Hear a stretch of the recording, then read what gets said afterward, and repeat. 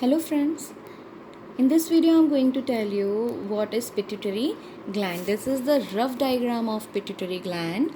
It is actually, in before video I already told you according to a rough diagram that pituitary gland is situated at the base of the brain, okay, and connects with infundibulum. It's a name of part by which it is connected with hypothalamus. Hypothalamus is a part of a brain. Everybody know about it. तो hypothalamus के साथ pituitary gland जिससे जुड़ी हुई रहती है उसको हम कहते हैं इनफंडिबुलम. ओके, या फिर ये कह सकते हैं कि हाइपोथैलेमस की रूफ है, फ्लोर है हाइपोथैलेमस का, क्या? Pituitary gland. ओके, तो स्टार्टिंग में जब हमने बात की थी या फिर ये कह सकते हैं कि पिट्यूटरी ग्लैंड के बारे में जब स्टार्टिंग में बात होना शुरू हुआ या फिर इसकी डिस्कवरी हुई, तब इसको सबसे पहले ग्रीक में बोला गया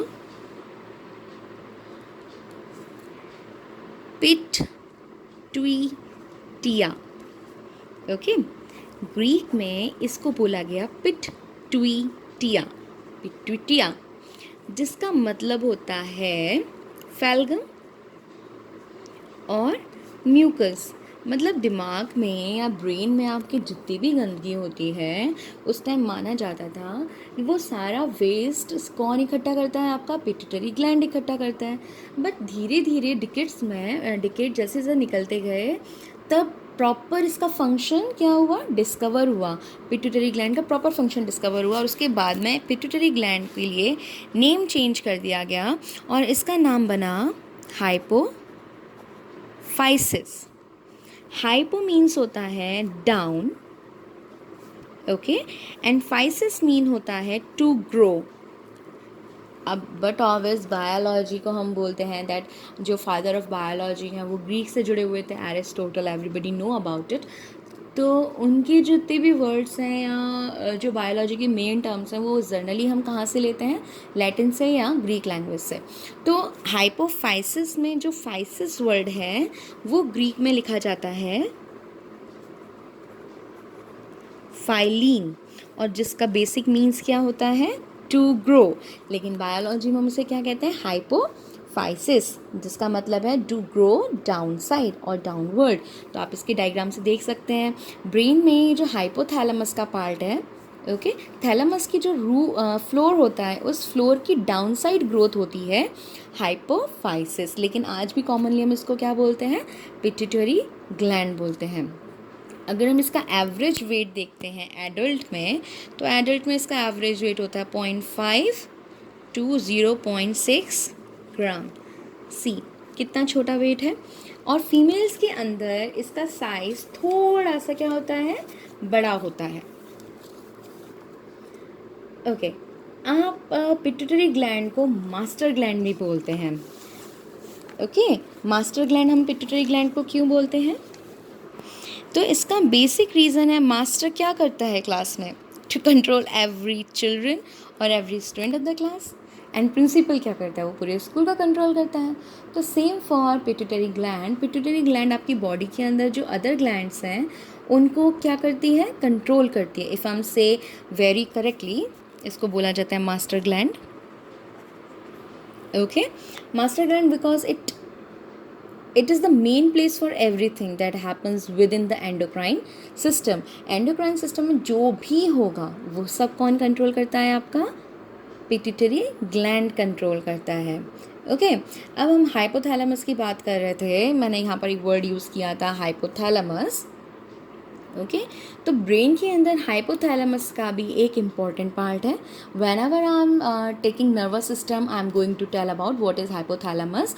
बट फॉर नाउ आप समझ सकते हैं कि हाइपोथैलेमस आपकी ग्लैंडुलर सीक्रेशंस को कंट्रोल करता है. ग्लैंडुलर सीक्रेशन मतलब ग्लैंड से जितने भी होने वाले सीक्रेशन है, क्योंकि वो किसके साथ अटैच है? पिट्यूटरी ग्लैंड के साथ अटैच है. तो हाइपोथैलेमस का इंपॉर्टेंट फंक्शन किस रोल में भी जाएगा?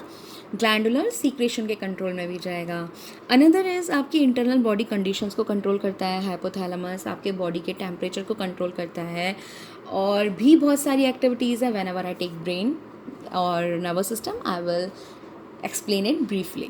Okay, for now it is pituitary gland. And okay, but the most important thing is कि जो आपका ओके अगर 10th के स्टूडेंट इस वीडियो को देख रहे हैं तो 10th के लिए ये बहुत इंपॉर्टेंट पार्ट है कि वो सिर्फ यहाँ तक ही देखें और यहाँ तक ही समझें. If 11th and 12th students are watching, then I'm going to say that pituitary gland is actually divided in two sections. One is anterior lobe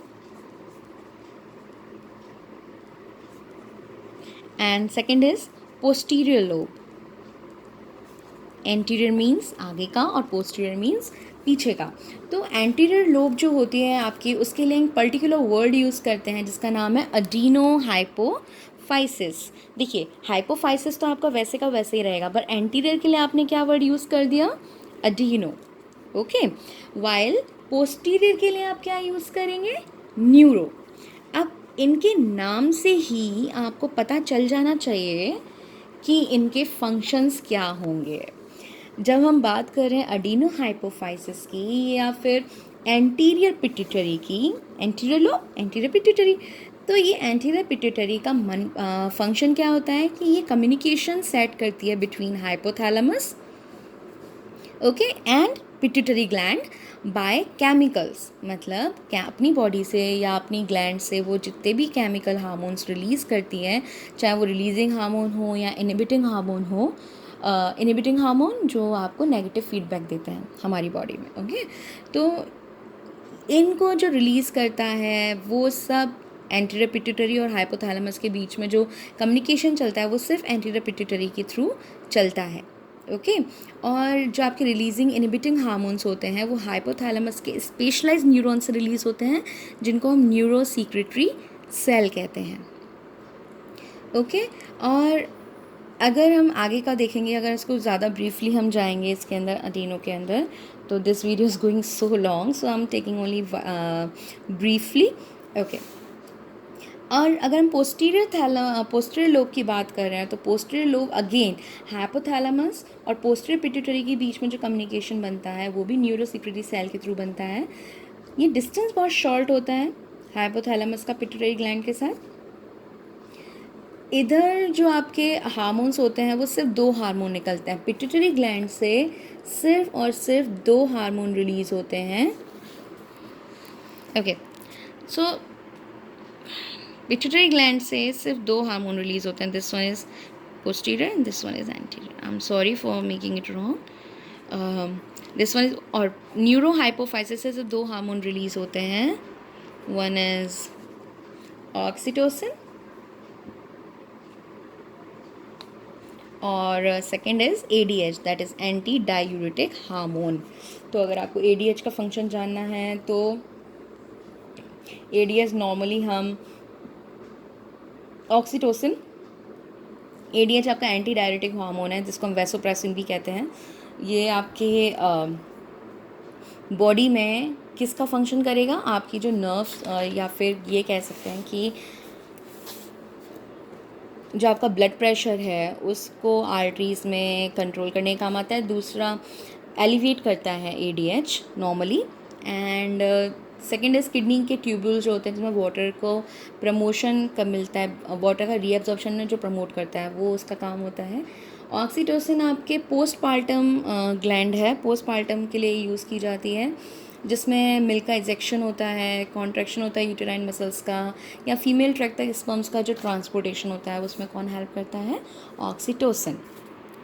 so again I am coming to pituitary gland hormones.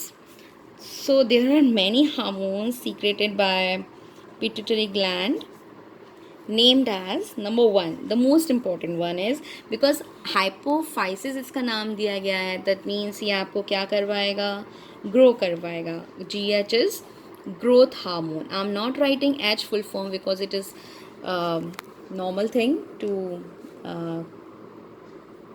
Getting और taking it commonly. तो GH है आपका, वो आपका growth hormone है. ठीक है, और ये आपकी किस सेल को टारगेट करेगा, अब क्योंकि हम टारगेट सेल्स के बारे में लगातार बात कर रहे हैं, क्योंकि जो जितने भी आपके हार्मोन्स होते हैं वो टारगेट सेल